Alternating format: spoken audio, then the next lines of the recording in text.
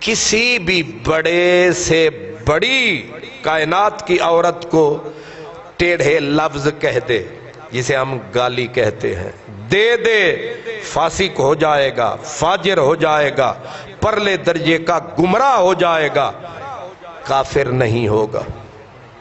کیا کہا میں نے؟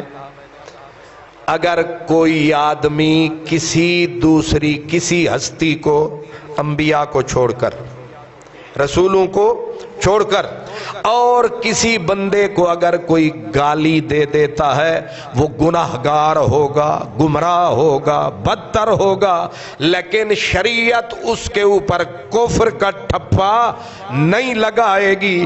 امام تقی الدین سبکی کہتے ہیں اگر کوئی بندہ خاتون جنت کو گالی دے گا، اسی وقت دائرہ اسلام سے خارج ہو جائے۔